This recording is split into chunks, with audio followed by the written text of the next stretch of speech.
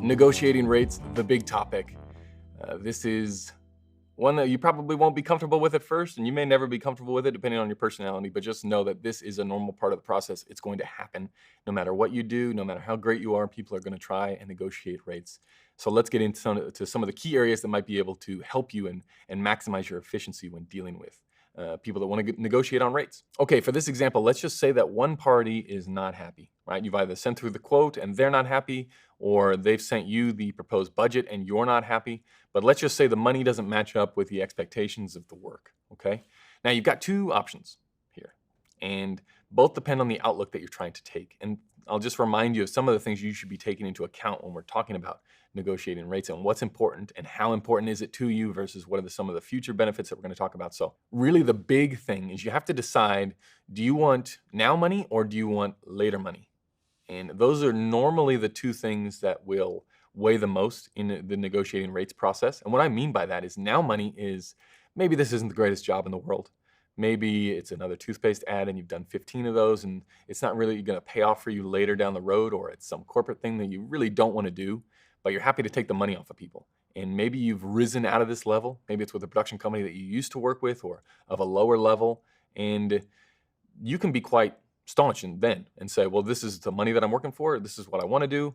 I just need the money right now. I'm not going to use this for later. So I'm definitely not going to take a cut in my rates. I may do you a favor on something else, on time or on schedule, or may come in and do a pre-meeting without charging or whatever it is. But really it's now money versus future money. Future money is you're working with a director that you've never worked with before. You're working with a production company that you've never worked with before. And even though it might be less, you just have to keep in the back of your mind that if I do this, this opens me up to a huge possibility for work. Now, I'm definitely not saying working for free. I'm not saying working for pennies on the dollar. But a lot of times these negotiations will be for a couple $1,000s in an already ballooned fees. If you're charging $5,000 a day and it's a 3-day shoot and they're talking about travel days, it can be for, $1,000, $2,000 can be the difference in what they're asking for sometimes. And you have to decide, how hard am I going to push here? What are the pros? What are the cons? And as long as you know that and you're clear with it, it can be a lot easier making those decisions, having those conversations with these people and being upfront and honest. And that's probably the biggest thing that I would say is, again, remembering the time frame that the production is under, and that they are looking for services that you have, right? They've come to you to solve a problem of the visual delivery of the treatment. They've come to you. They think that you have the skills to do this. Now, they're probably dealing with a lot of people at this stage and lots of cinematographers asking these rates. Maybe they're not, maybe they are. But they're looking for services. Now, if you say that you're not going to budge, not only do they have to go and find somebody else and do this whole process again, but it's also the time that it takes to do that process, right? It's not just the work of someone doing it, but it's the time involved. So you have that leverage up your sleeve, right? So things to remember. Where do I have the power and where do I not have the power? And how much do I want to push? What is this going to benefit me now versus what is it going to benefit me in the overall building of this relationship? And cinematography is really a unique position in the film production world because every project is like you're buying stock in that company. You're buying stock in that director. You're buying stock in that production company, because any job could be the one that leads to that next level up. It could take off, it could win the awards, it could do whatever it is, where as a first AC or a gaffer, when they're not really getting credited and they don't have that much input into the final style of something, it's a little bit harder, right? Those guys can negotiate a little bit, they're a little bit more boxed in with their rates because they don't have the ability to be flexible. It's not like they're going to put on their resume that they worked on so-and-so commercial and that's all of a sudden going to boost their rates for every other job.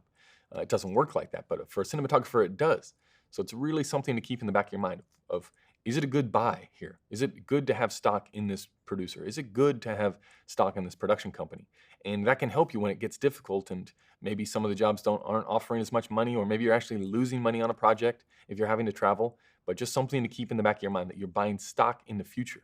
And can you deliver, how much will the return be if this relationship goes off and we're looking 12 months from now versus getting paid 30 days from now, on something local that might look like it pays more, but isn't worth the same as buying that stock. Now, the things that I go through, the checklist that I go through when I'm looking at future money and buying stock, number one is going to be the director. Is it a director that I want to work with that I've never worked before? Definitely will take a pay cut for that.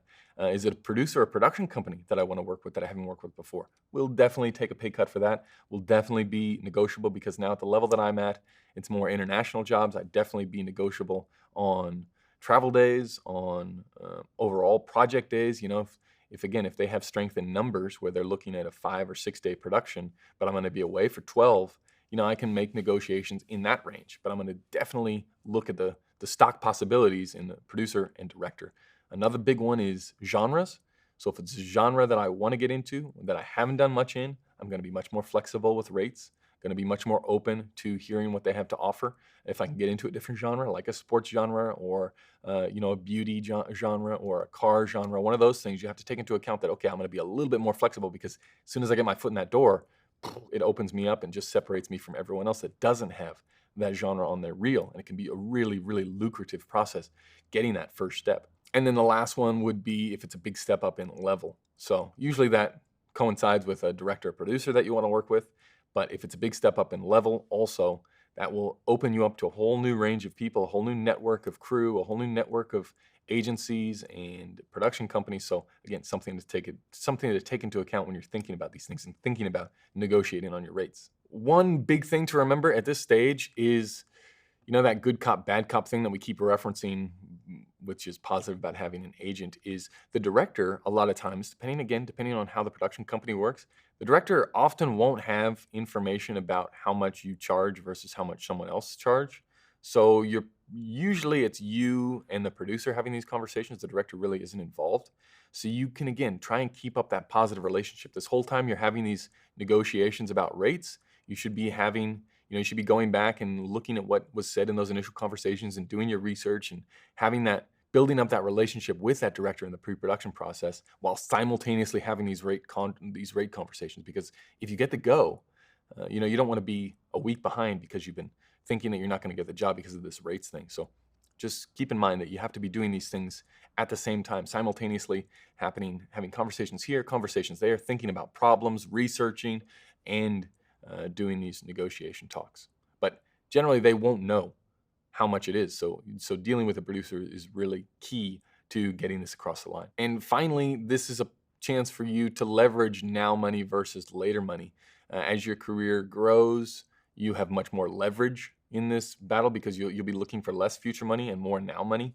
And like I said before, you can use that against them as a point of leverage, saying, because if you're busy, they probably know it. And they probably know that they're asking for a favor. They probably know that they're reaching.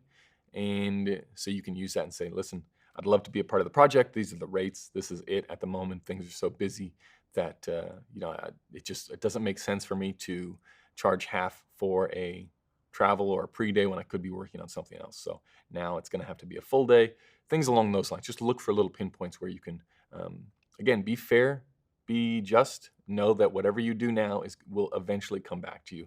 And as long as you keep those things in mind, you should be good to go for negotiating rates.